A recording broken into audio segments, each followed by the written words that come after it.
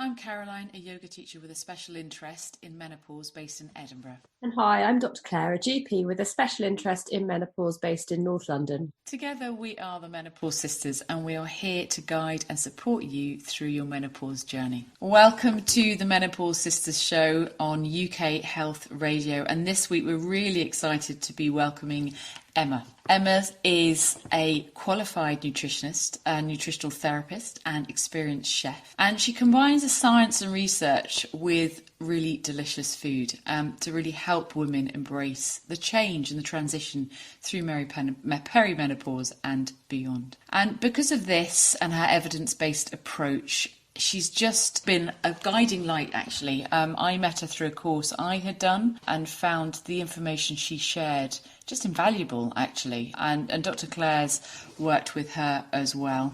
So just really, really happy to have Emma on the show today to share her knowledge, expertise, and hopefully some tips. So welcome, Emma Ellice-Flint. How are you doing? Hello, thank you so much. Thanks for the intro, and I hope you don't edit it because you almost said merry menopause there. And I actually think that's fantastic.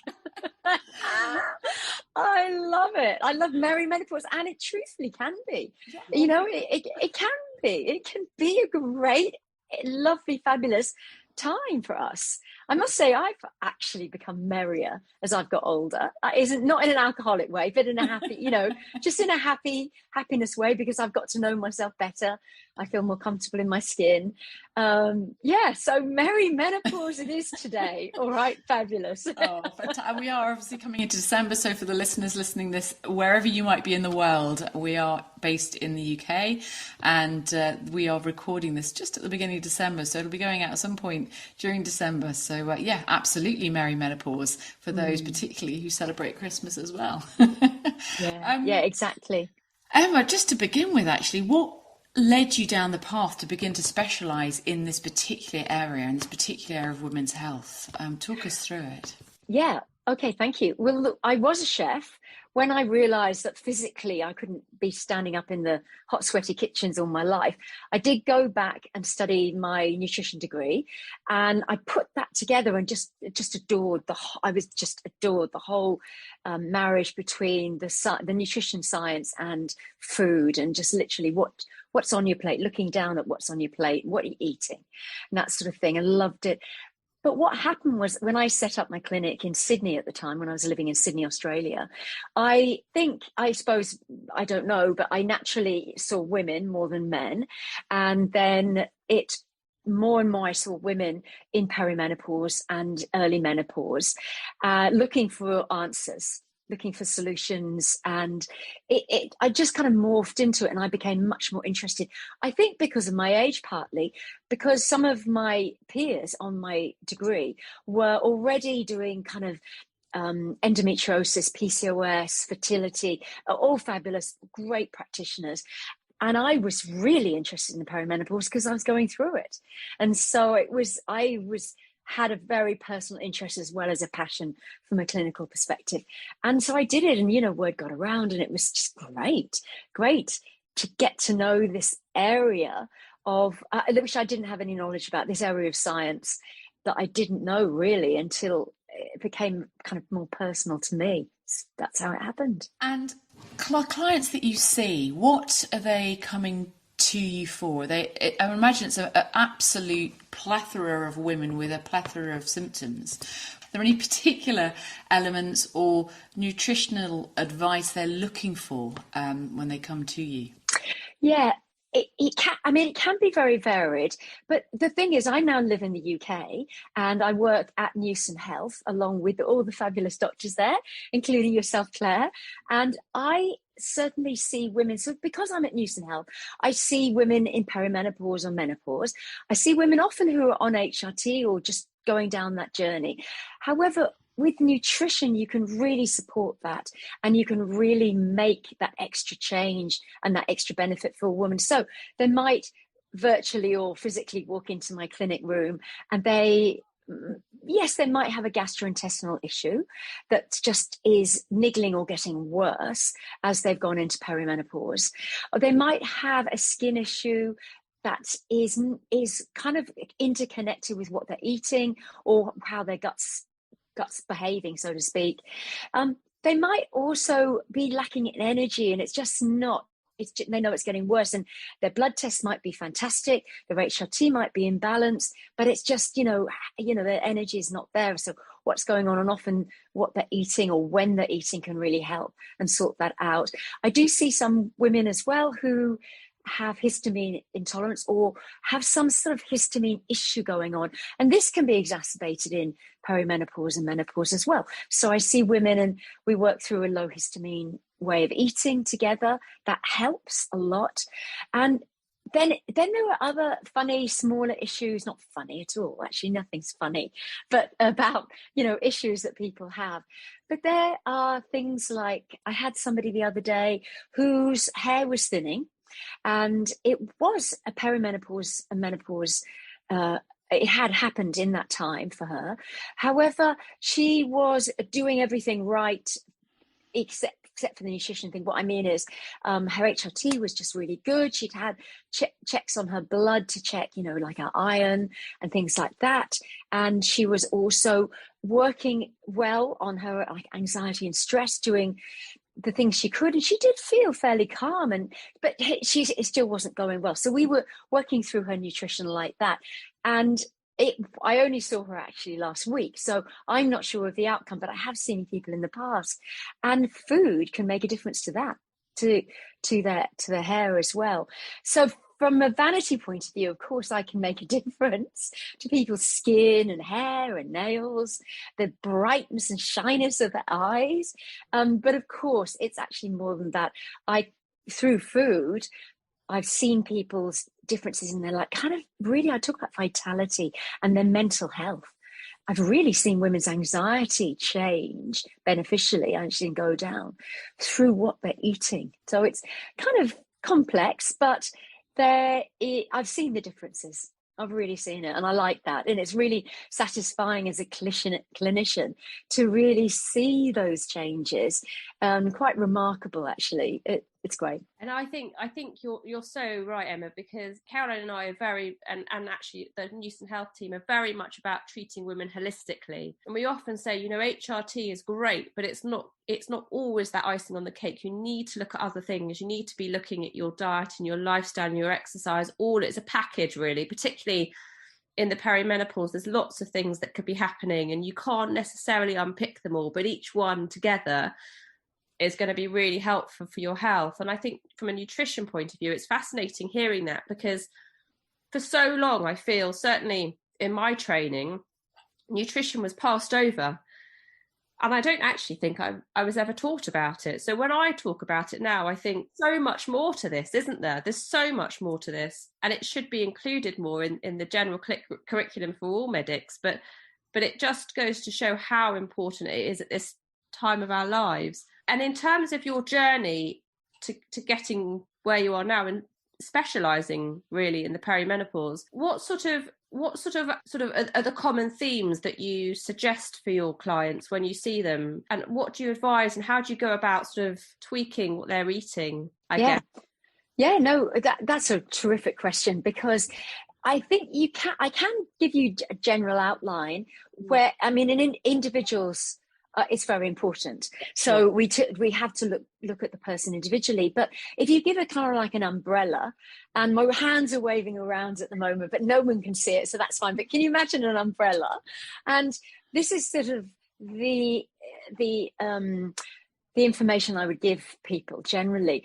And I would look to that they're feeding their gut well, they're eating the foods that suit their gut, that they're eating foods that don't cause inflammation and bloating in their gut.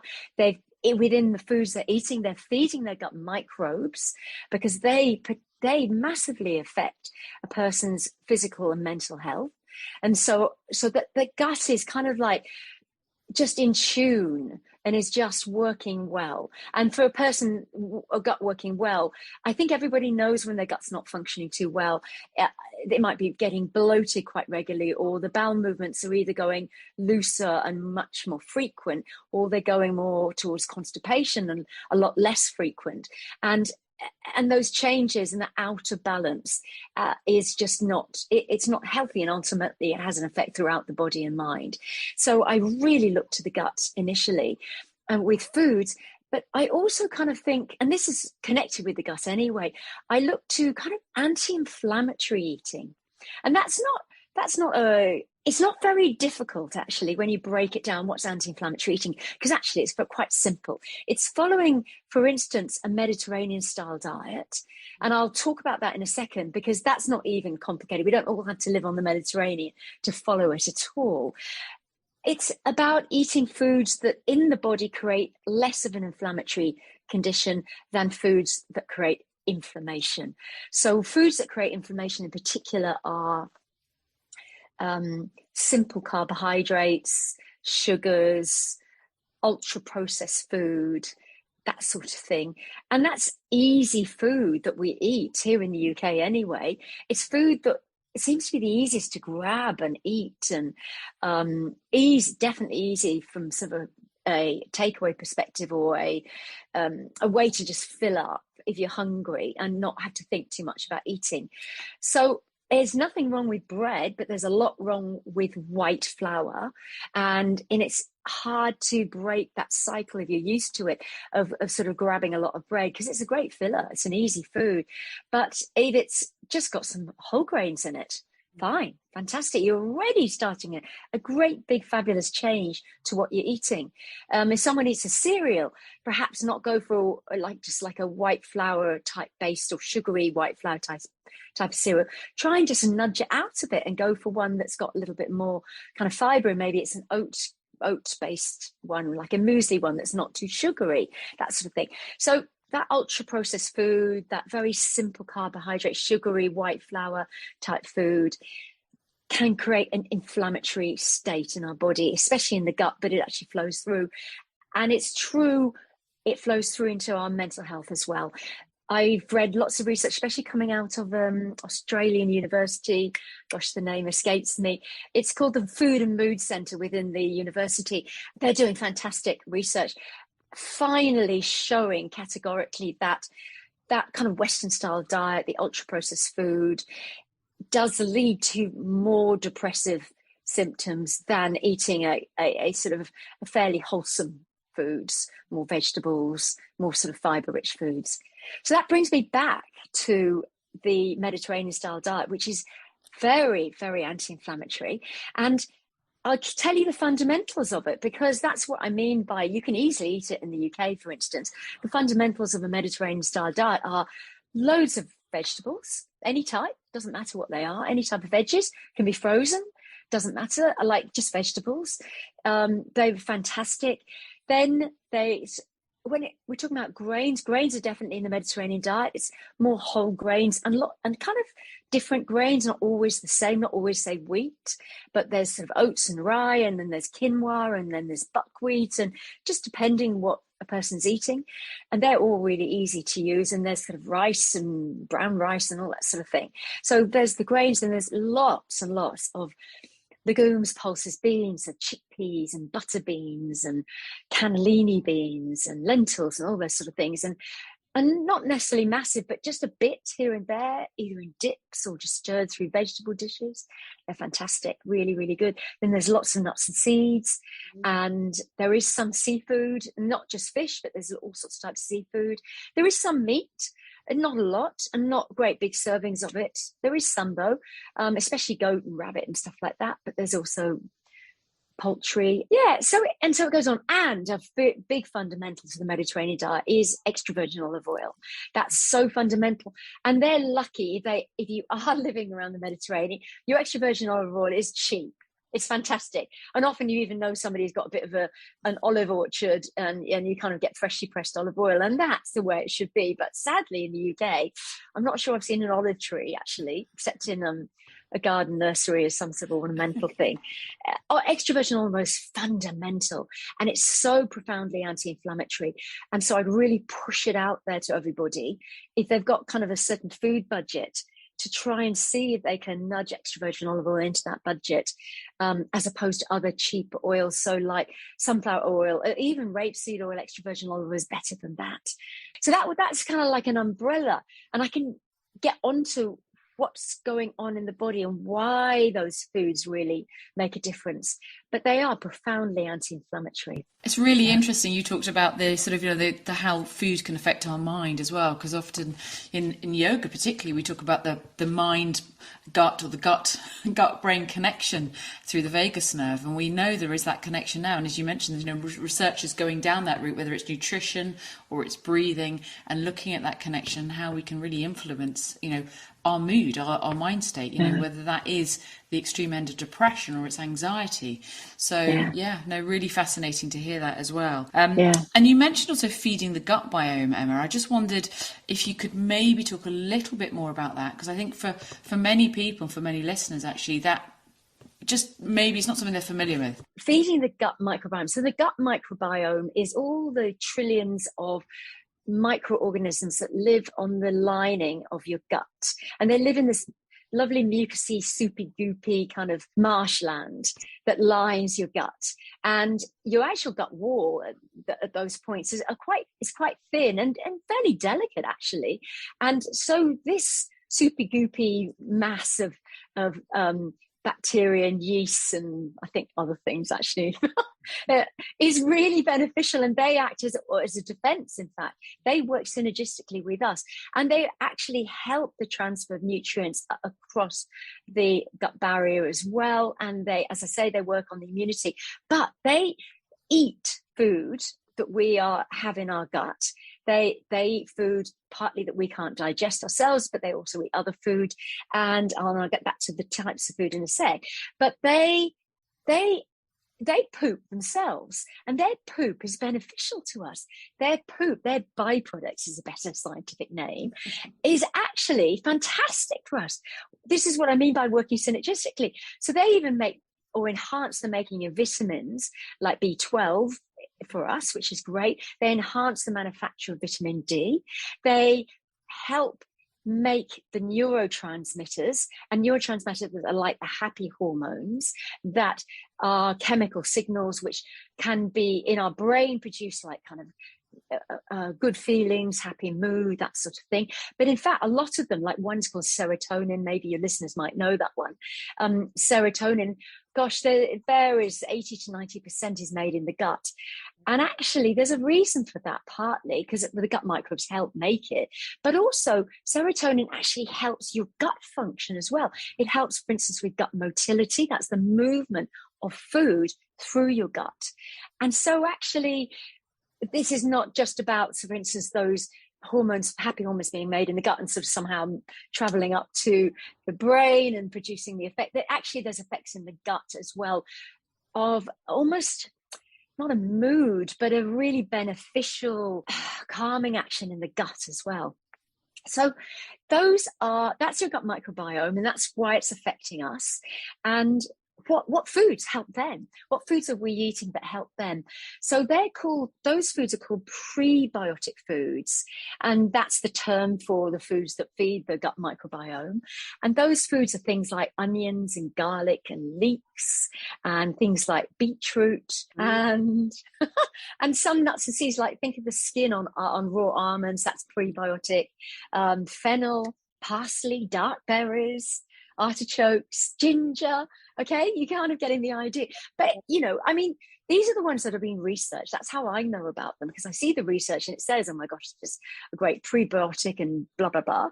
But I should imagine really the plant kingdom generally, so plant food is prebiotic, because they talk about, for instance, cocoa being a prebiotic and beneficial to the gut microbiome.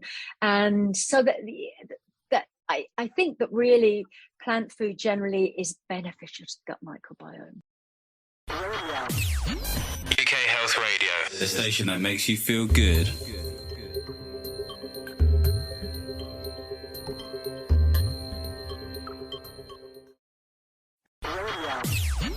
UK Health Radio, the station that makes you feel good.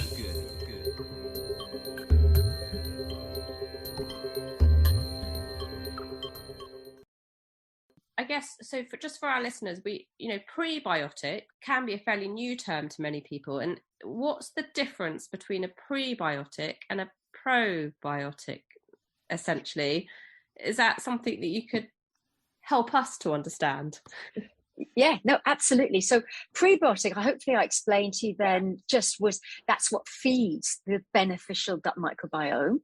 And so probiotics are the actual active microorganisms that are in fermented foods, for instance, and are also in probiotic supplements and drinks and capsules and things like that, and powders.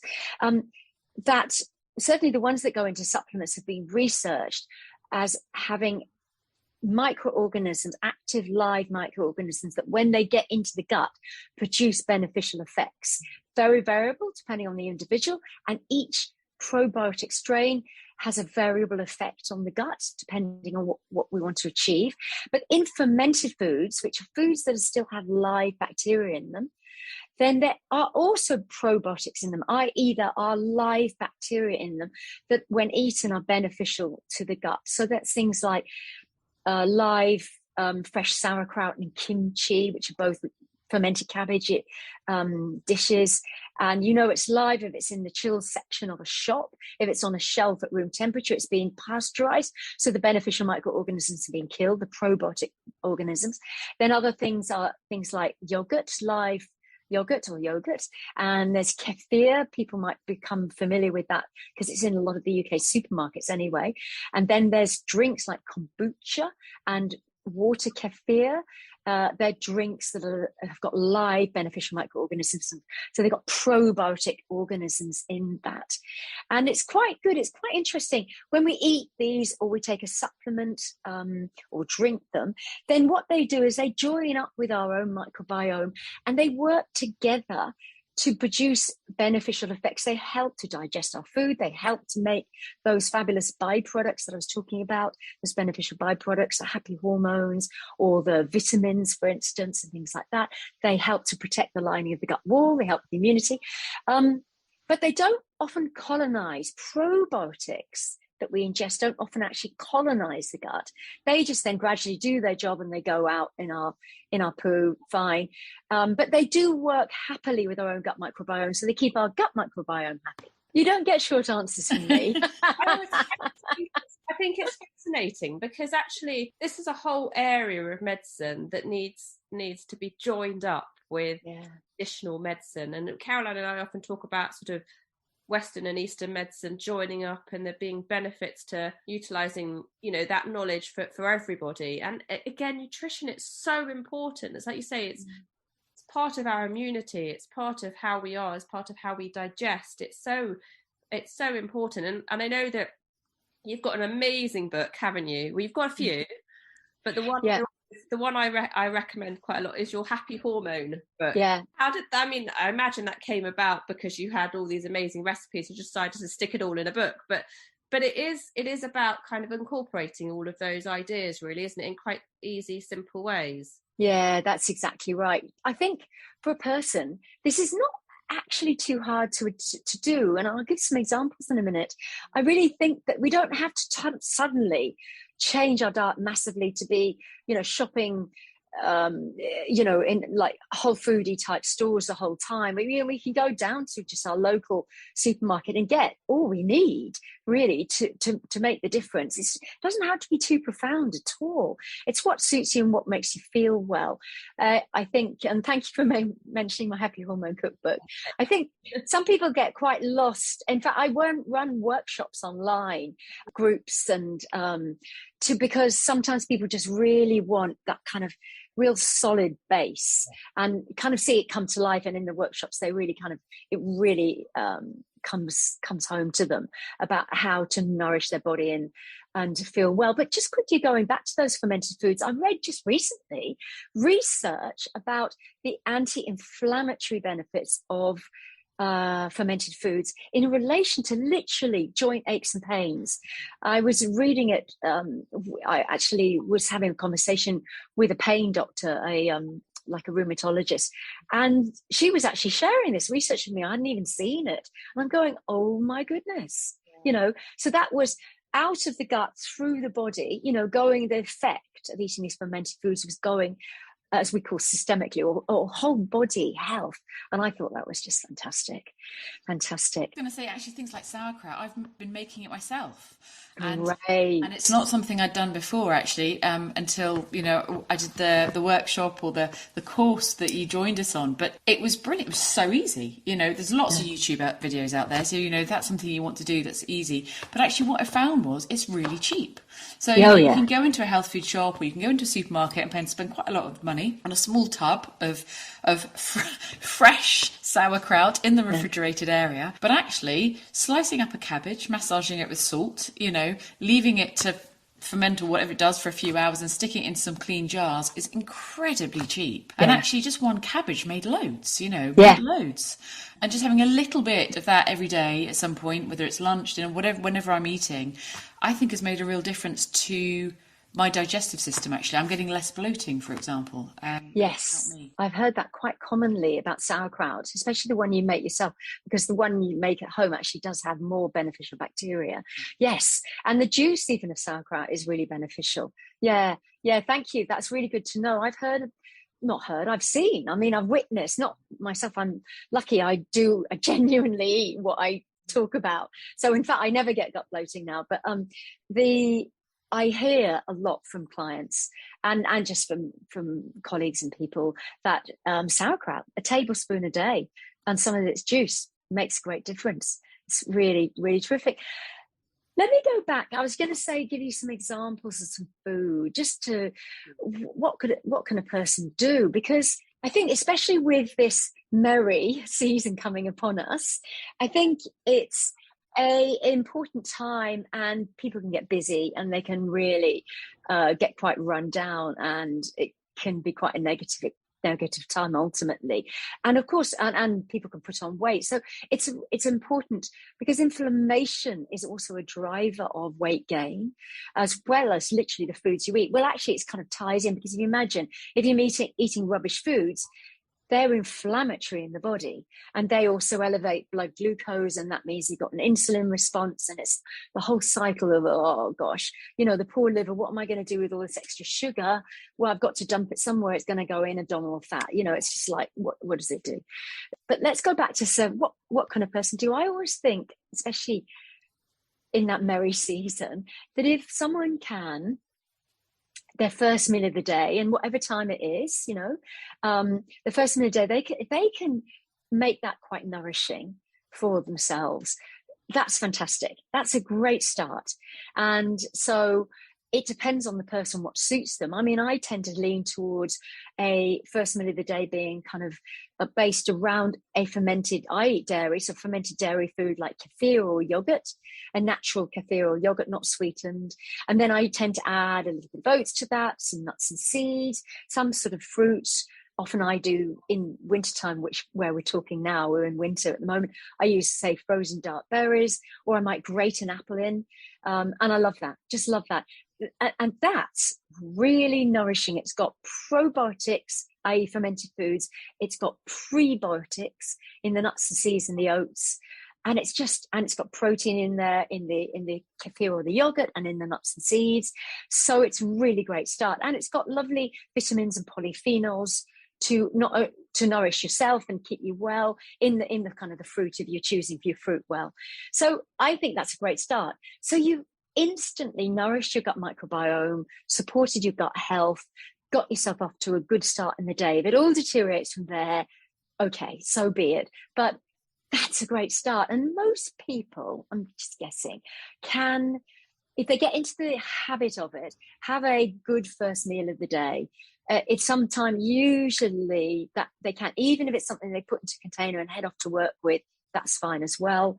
I'm not saying particular time, because some people practice sort of intermittent fasting, and they might start eating a bit later in the morning or close to lunchtime. Fine, if it suits you. Other people really have to have breakfast first up. Absolutely, it's very individual. And so that's a really good thing to start.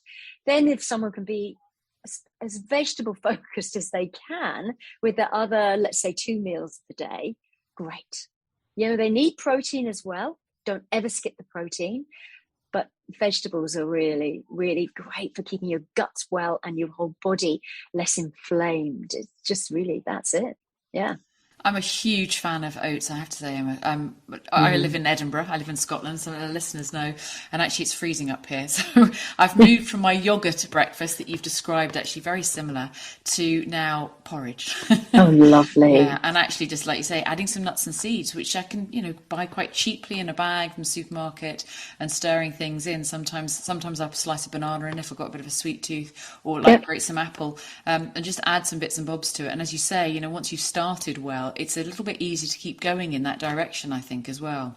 I think so. If someone really has one of those type of pressured morning, whether it be because of kids or work or both, then they could always, yes, sure, absolutely, it's porridge season at the moment. And in fact, porridge can be made really fast. But if they just simply don't have time for it, they can do that kind of a whole overnight soaked oats type of a birchamoozy type of breakfast. And you can make 5 mornings worth. It can be stored in the fridge. You can do it. That is a habit changing thing. Just nourishing your gut with the first meal you put into it in the morning, I think is just terrific. And not forgetting, like porridge is great, but yes, you've got to add the nuts and seeds.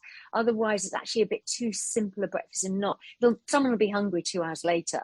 That's not. You've got to get the good anti-inflammatory oils and the good protein from the nuts and the seeds going in as well. Yeah. I was just gonna say to Emma, there's an ongoing debate.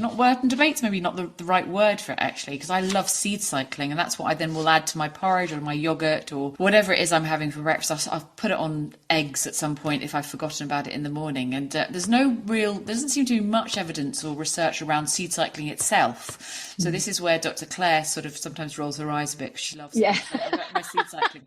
But at the same time, I roll my eyes, but I also say, look, this isn't necessarily evidence-based, but it's what we call practice-based. So if it works for somebody and it's good for you, then who is anybody to say don't do it? Yeah, I love that. I like to give my sister a bit of a dig there, occasionally.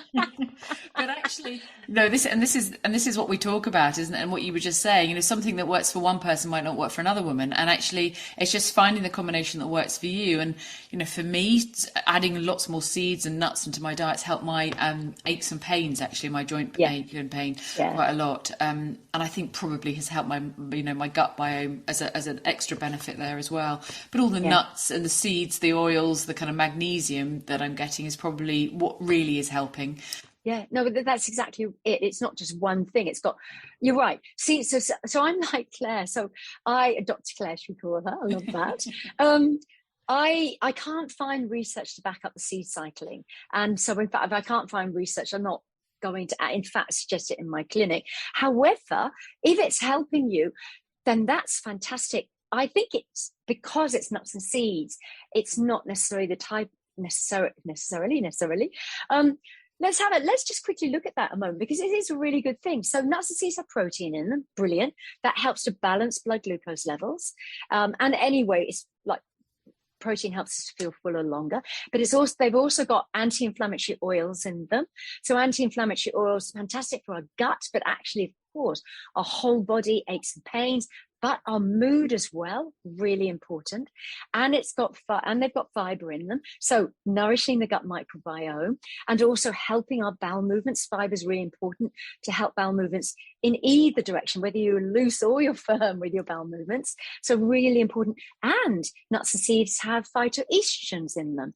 So in fact, they're a natural source of estrogen, which complements HRT anyway. And so I think that's really important. I mean, like flaxseed and sesame seed and chia seeds are actually particularly high in phytoestrogens. So that's great. That's having an effect on a person. And then there's magnesium, but there's also calcium in seeds. So, and this all helps with the bones. And so, yeah. So we can have a whole podcast on seeds if you want, nuts and seeds. So yes, let's do that. I'd love to. I just could listen to you for hours. It's just fascinating, because hearing how actually making these small changes. I know you talk about your magic 30, which I'm going to ask you about in a moment. The 30 different types of fruit and veg, but just even these tiny changes, like you say, we don't need to be spending a fortune. You pop down to your greengrocer and buy 5 different fruit and veg, or And actually, if you can just incorporate that more plant-based diet and fill yourself up with your magic 30, fantastic. And that's one of your top 10 tips, isn't it?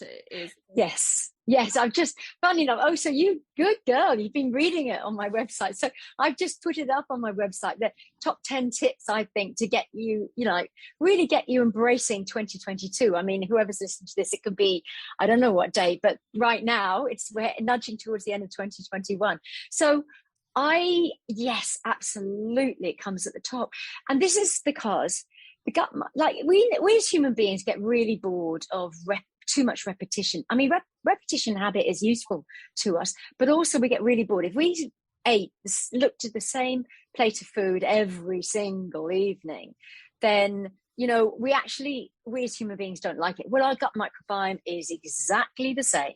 It's exactly the same. It doesn't like repetition in food. It likes a lovely variety of plant food. And so I talk about, we'll try in a week to have 30 different plant foods. Now, plant foods are just not fruit and vegetable. They're really good. They're really fundamental.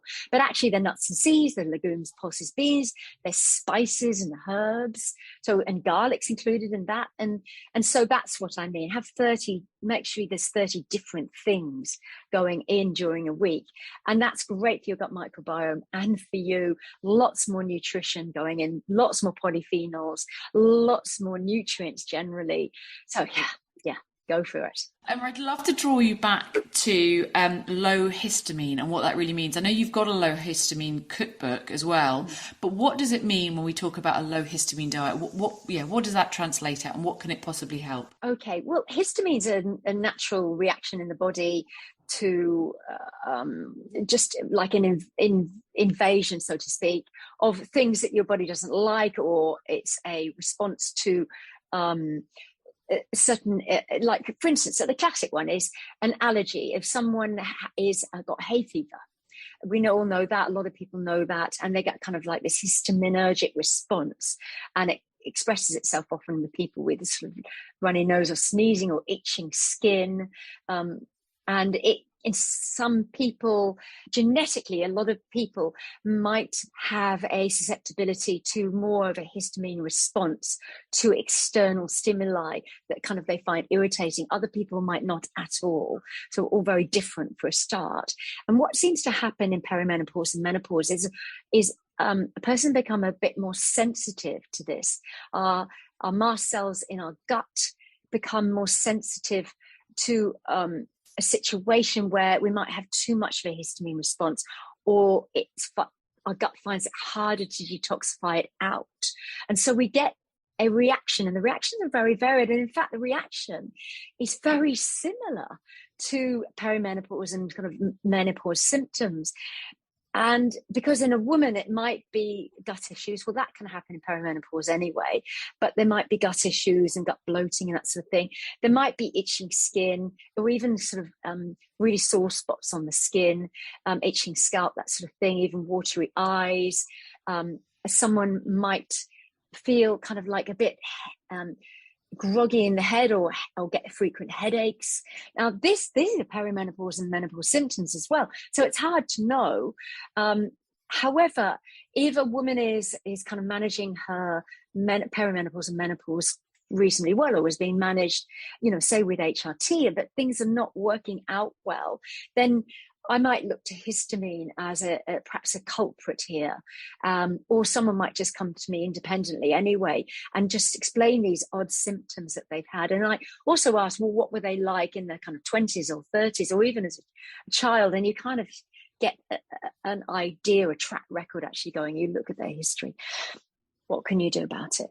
Well, first of all, you reduce the load of histamine going into their body by reducing the histamine in their food and their drink.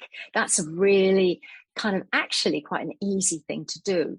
And there are other things like kind of food chemicals that can produce a histamine response, even perfumes, and in makeup or in face creams or in shampoos or in cleaning products. They can also be toxic to some people from a histamine perspective, but let's just talk about food and drink.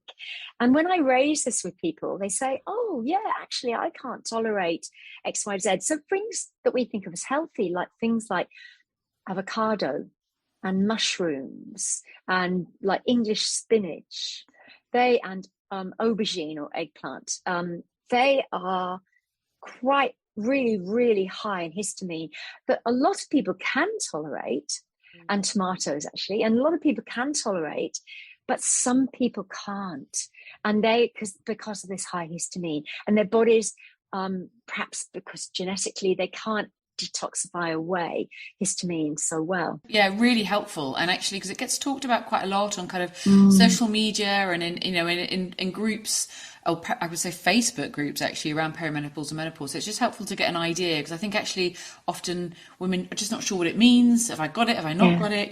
Yeah. And I love those simple changes, like, not to harp too much on about it, but just like, you don't have to be spending lots of money, but just that addition of an olive oil. If you just can do one thing, just do that one thing well. If it's just a spoonful of seeds, just do that well. I was really interested, actually, Emma, you mentioned workshops that you run. What are they, and how can people find out more about what these are? UK Health Radio, the station that makes you feel good.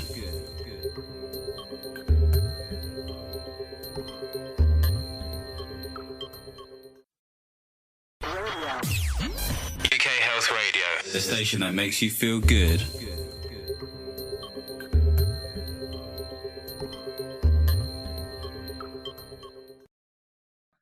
Oh, okay. Yeah. Well, they're on my website under workshop section, but they're 4 core workshops that because I kept being asked these questions in my clinic work, on social media, and I kind of really just wanted someone to be able to deep dive into them through a workshop. So one is literally, what can I eat during perimenopause and menopause that is going to make a beneficial difference? So that's the one of my most popular. The other, funnily enough, actually, I heard you, Caroline, talking about making your own sauerkraut, is a fermented food masterclass. And we really deep dive into that as well. And we make sauerkraut or one of the other fermented foods at the workshop. And and these are all online, so it makes it really easy for a person to attend. The other 2 is, one's about bone health, but from a food and nutrition perspective. And we talk about that. And then also I do one for histamine intolerant people, or people who suspect they're histamine intolerant. I can't diagnose they are, but I talk through, well, how can you help yourself through food and drink, and what in my experience seems to make a difference, and for how long do you need to do that to notice a difference, if there is going to be a beneficial difference. So yeah, these are my workshops. They go for 2.5 hours. They're on my website.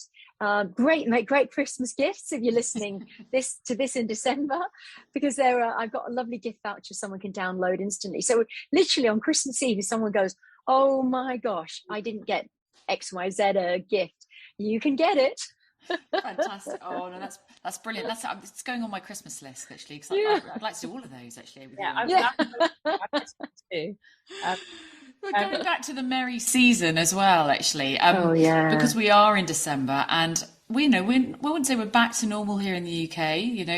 COVID's still around, but actually we are getting out and about. We're going out for drinks, we're going out for dinners. Christmas parties are happening, or beginning to happen, and then moving forward to actual Christmas Day for those that do celebrate it, and the celebrations around New Year. And this can be really tough, actually, for those in perimenopause and menopause, because those who do enjoy a drink here and there, we know that it's not great to be drinking wine or beer. It's not going to be great, particularly for symptoms always, and for all the temptations and treats that are around that we would perhaps 10, 15 years ago just enjoyed without thinking about it. There's that second thought. So I just wanted to find out from you, if there are any particular tips around this time of year, how you can maybe be kind to yourself, support your symptoms, but not feel like you're, starving yourself from all the fun there is out there to be had potentially. There is quite a few little things you can do for yourself. First one is what I was mentioning before, is if you can start with your first meal of the day being really nourishing to yourself, and to your gut and your whole body and your mental health. You start with that nourishing meal the first thing of the day. You can do that. I think you can really do that for yourself and do that. But then going beyond that, you know, if you're in, sometimes in workplaces, chocolates kind of pouring out of tins, aren't there, around this kind of merry season. And yeah, if you really want one, have a chocolate. Go for it. Have one of those little, you know, shiny chocolates and have one, but don't have 10 of them. That's all. Just if you want to just enjoy it, have one or two. It's just to kind of like, and then move away from them and don't like kind of keep going, because it is rather easy to kind of keep going back and having another one, because they're not actually very filling. So there's that as well. And it comes back to the drinks as well. Absolutely. Go out and enjoy yourselves. And if for yourself, holding a glass, say, of sparkling bubbles is enjoyable, if you feel like you're getting into the moment, if that's you, then have it, but don't have 10 glasses. It's just that you can absolutely get into the whole jolliness of it without having a mass, like get it, you know, just masses of it. I think that I just practice that. I you know, go along and I enjoy it. I might have a glass of sort of sparkling wine or something, because rarely in a restaurant or a bar or whatever, or a pub, rarely can you get an enjoyable, you can't get a sparkling kombucha or water kefir for love nor money, unfortunately, yet. That will come about, but not yet. But also, you know, sometimes I might have a tonic water or something like that, and actually it's really delicious. And I don't know about you, but if I have a gin and tonic, I never taste the gin anyway. So if I'm having a tonic water, I couldn't care less. It tastes the same. And I'm really enjoying myself anyway and having a lot of fun, and my mindset's there. So there's that as well. I think it really helps people understand what alcohol is actually doing in their bodies for them. Just let me share this with them.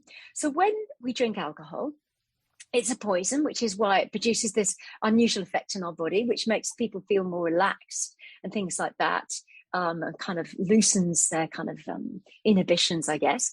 But what it's actually doing in the gut is it actually, the negative effect of it is it's quite inflammatory, and it loosens the tight junctions that is that lining of the gut wall. Remember how I mentioned in that soupy gloopy loveliness that's down there in your gut, that actually your gut wall is actually quite thin, and it's got these tight cells knitted together, and those cells let in the nutrients they want to let in, and they don't let in the kind of the junk or the rubbish or undigested proteins or whatever the nutrient might be, and it's a really effective functioning wall, except when we drink alcohol. And there are other things, other diseases affect it, but when we drink alcohol, those tight junctions loosen a bit, and that's not a good thing. So it lets in more junk, let's say, into our bodies. Not good, an inflammatory effect. Also, alcohol in our gut prevents the absorption, or prevents the absorption of B vitamins and vitamin C and things like that.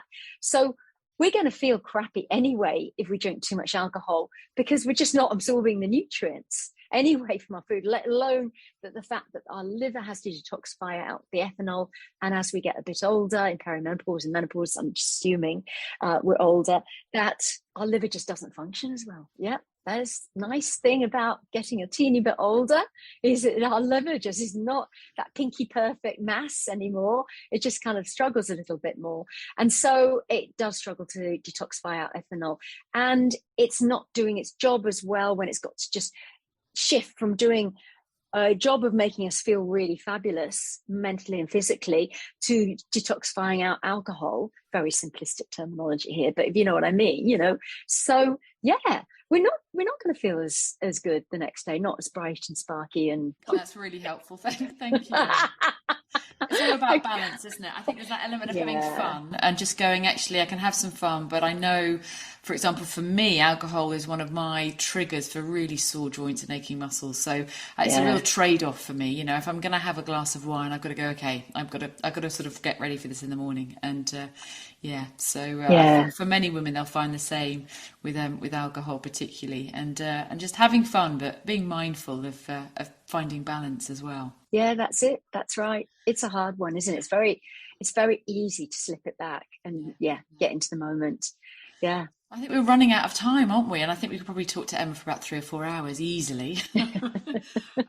We like to finish with just a few tips, and I feel like you've given us lots and lots and lots of tips throughout this episode today. Is there anything that you'd like to leave our listeners with, Emma? Is there anything that you would say you'd add to? So apart from that first meal of the day, which I've reiterated a few times, I think generally think about the fibre in your meals. And I don't mean let's go and all eat lots of bran, but just when you're kind of choosing food, any food, if you're buying it or you're out or any time, just try and imagine your gut and how much you want to love your gut and feed your gut and nurture your gut. So look at fibre, natural gentle fibres, and that's plant-based food.